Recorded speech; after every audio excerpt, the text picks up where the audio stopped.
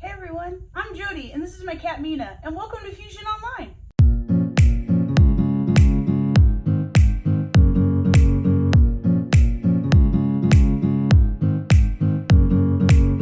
Hey guys, I don't know what your quarantine life has been looking like, but I know for everybody it seems to have produced some positive and some negative things. I think right now we are all feeling that we are missing our people, our friends, just hanging out with others and stuff. I know this last week especially has been really hard, just socially, that I'm like, oh my gosh, like I'm used to seeing so many people.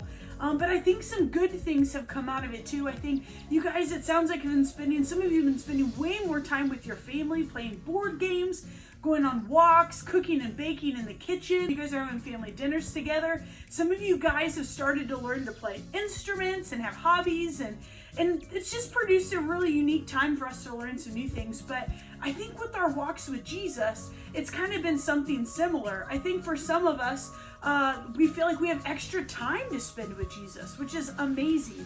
And so you've been able to have a quiet time, whereas before, I felt like your schedule was so tight and so jam-packed full that you were like, when do I have a space in here to really carve out to be with God? And now you've been able to have that. But I think if you're like me, it's actually made it really hard because my routine is so jumbled that in the times that I would normally do it, it feels a little weird. I feel like I'm more distracted. So I don't know where you're at. If you're watching this though, and you are a follower of Jesus, then I want to talk to you today about an essential when it comes to our walk with God, that we can really have a unique chance of learning to practice it really well during this time. Now, if you're watching this and you would say you're not a follower of Jesus, but you have questions, like if you want to know what that means, or even if you just have questions about God or religion or culture or anything like that, feel free to direct message our Instagram or our Facebook, and we would love to tackle those things with you and just have a chat about it and see if we can be helpful in any way. And we would for sure love to share with you what it means to be a follower of Jesus. But if you are a follower of Jesus, one of the things that's absolutely essential to following Jesus is this thing called prayer. Now, prayer is this, it's weird, because at first, when you first start praying, if you can remember a time when you didn't pray and then you started praying, at first it can feel like you're like talking to air, and it can have this weird thing where like God can like read your mind, so you can like pray to God in your mind, and for some of you that wigs you out. But then for others of us, like it can freak us out to pray to God out loud, because when we do that in front of other people, it makes us feel insecure and like we feel like we have to impress them with how we pray.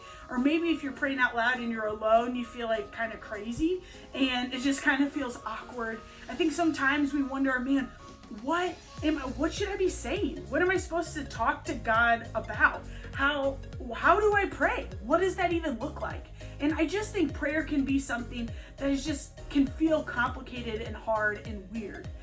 But yet prayer is essential to following Jesus. In fact, I would say you cannot actively follow Jesus without prayer being a part of your life. Let me say that again. Prayer is essential to you actively following Jesus every single day. But if it's so weird and complicated and can be hard at times, and yet it's essential, what do we do? How do we pray?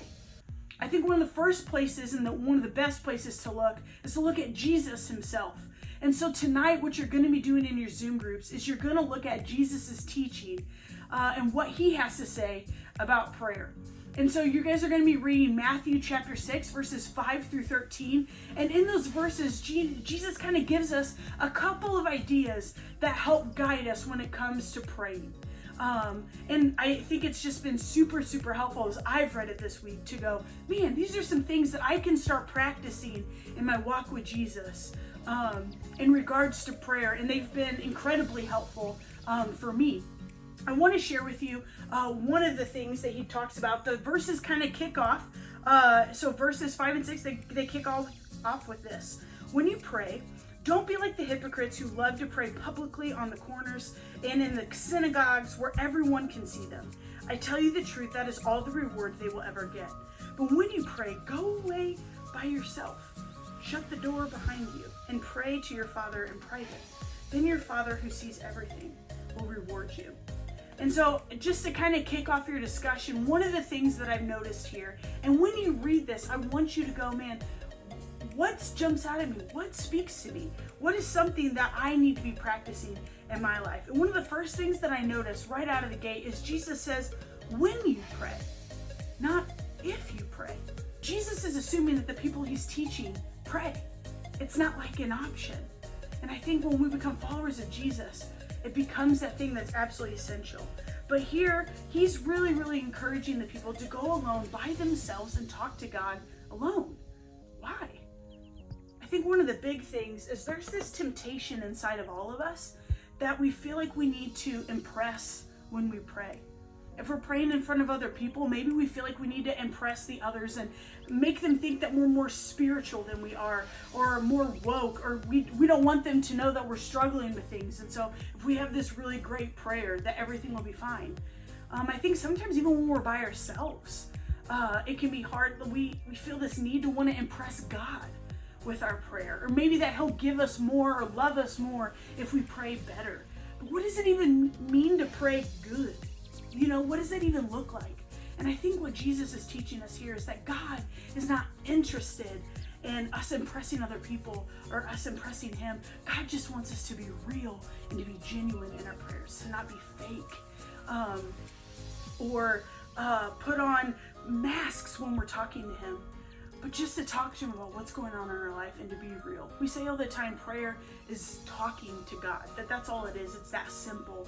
And yet it doesn't always feel that simple when we do it. But what would your prayer life look like if you just got real and genuine with God? That you just talked to God about what happened in your day, and you talked to him about some other things, and everything was honest and genuine. There was no fakeness in there. What if your prayer life got to a point where you start putting in these practices that you're going to be looking at in your Zoom group tonight, and you could walk away from your prayer time with God having the sense that you were just in God's presence, because that's exactly what prayer is. It's you talking to God. Or what if you walked away with this sense of calm and peace when you got done praying? Even though when you started praying, maybe you were really anxious or you felt super distracted. What if you walked away and you just felt calm? I think that is something that your prayer life can be and my prayer life can be. But sometimes I think we struggle with how to get there. And so I think the best place for us to start tonight is to look at these words that Jesus says in this teaching. So that's what you guys are going to be doing in your Zoom groups tonight. If you need a Zoom link for a small group for people your age, whether you've been to Fusion before or you've never been to Fusion before and you're just watching this like on Instagram or something, we will get you a Zoom link. You can direct message the Instagram or the Facebook, or you can email Chris or myself, and we will get you a Zoom link for people of your same age, and you can just hop in on that conversation. If something happens this week, though, that you can't be at your Zoom group, I really challenge you to go to our webpage and check out the questions, and grab a notebook, grab a Bible, and for you to sit down and write out your answers to those questions. But I really do think that we learn best and we grow best when we process things with other people and we support other people. And so I want to challenge you, if you can't make it to your Zoom group this week and you are doing this alone, that you would find somebody to talk through your answers with this week. Maybe it's family, maybe it's friends over FaceTime, but that you'd find somebody to talk to and pray with them as you do that.